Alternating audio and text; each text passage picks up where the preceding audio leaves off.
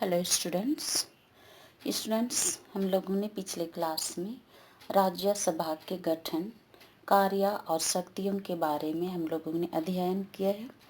Students चलिए आज हम लोग पढ़ेंगे लोकसभा के कार्य और शक्तियाँ क्या है, इसके बारे में हम लोग डिटेल्स जानकारी प्राप्त करेंगे।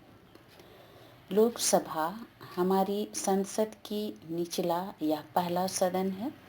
इसमें अधिकतम 550 निर्वाचित सदस्य होते हैं, जिसमें 530 स्थान राज्यों को और 20 स्थान केंद्र शासित क्षेत्रों को दिए गए हैं।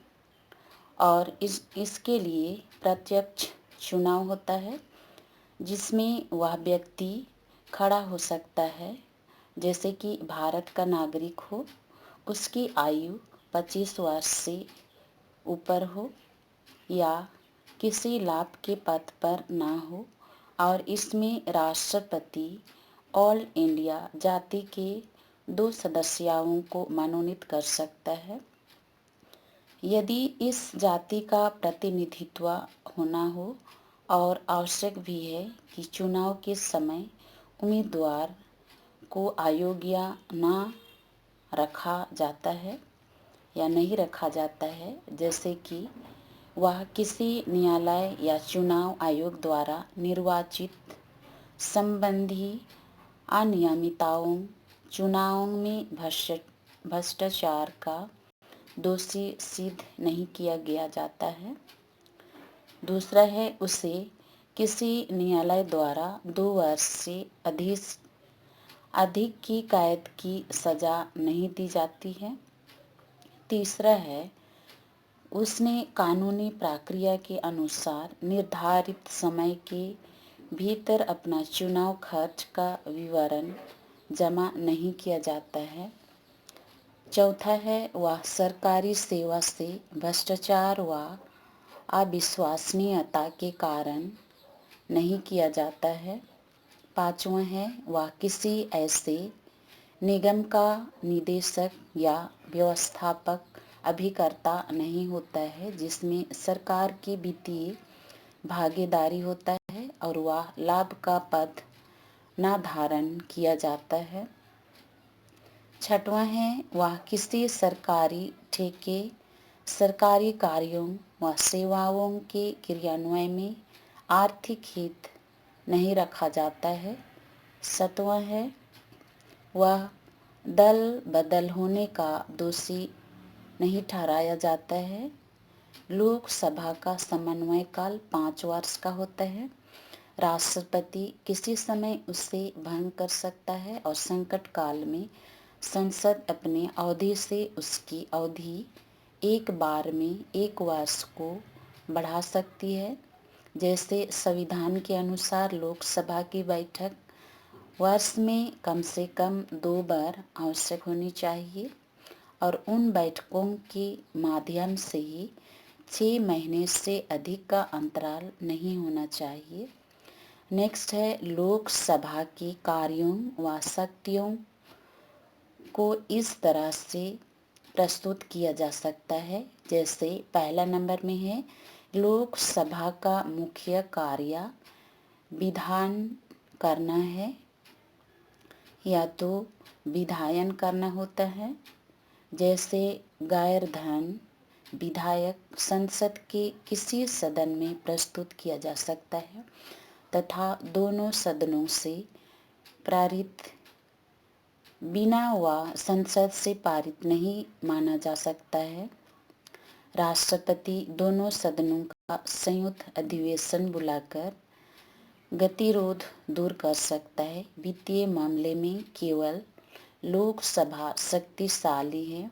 धन विधेयक लोकसभा में ही प्रस्तुत किया जा सकता है और यहाँ से पास होने के बाद वह बिल राज्य को भेजा जा सकता है, जिससे वहाँ 14 दिनों के भीतर पारित होना चाहिए। और राज्यसभा धन विधायक को कुछ सुझाव के साथ वापस भेजती है और इन्हें स्वीकार करना या ना करना लोकसभा की इच्छा अनुसार निर्भर करता है। दूसरा नंबर है लोकसभा कार्यपालिका पर अंकुश लगाती है।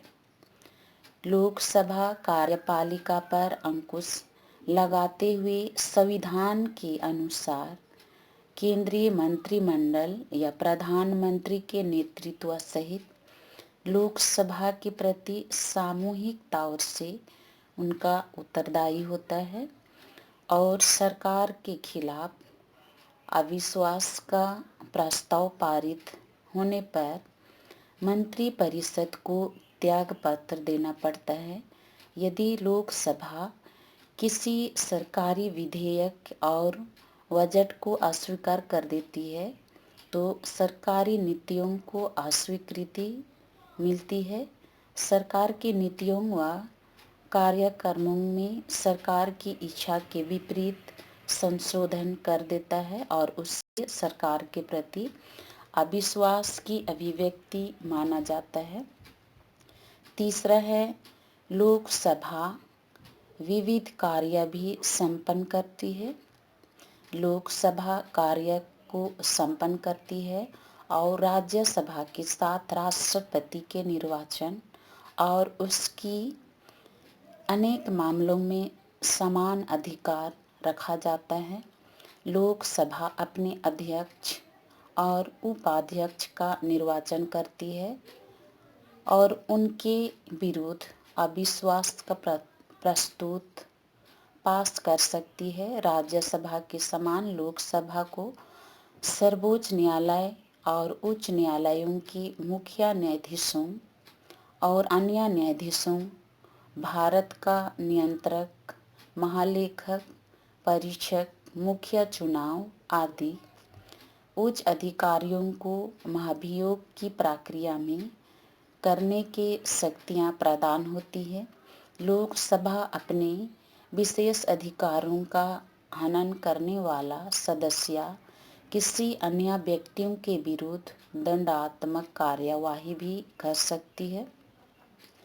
राष्ट्रपति द्वारा संकटकालीन घोषणा की पुष्टि के लिए इसे राज्यसभा के समान शक्तियां प्रस्तुत करती है और इससे अतिरिक्त राज्यसभा की भांति स्वयंशाही संस्थाएं जैसे कि संघ लोक सेवा आयोग, भारत का नियंत्रक व महालेखक, परीक्षक, वित्तीय आयोग, राजभाषा आयोग, अल्पसंख्यक आयोग आदि द्वारा प्रस्तुत प्रतिवेदनाओं पर विचार करती है।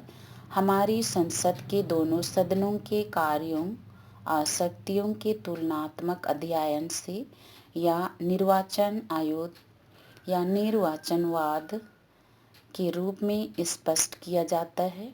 लोकसभा राज्यसभा से अधिक शक्तिशाली है और सदन इसे या निस्संदेह राज्यसभा को संसद का उच्च व लोकसभा को निम्न सदन कहा जाता है, किंतु एक को अधिक और दूसरे को प्रतिद्वंदी की कटु परंपरा को प्रोत्साहन मिलता है। दोनों के बीच सहयोग और सामंजस्य की परंपरा बनी रहती है। स्टूडेंट्स, आज के लिए इतना ही। Thank you.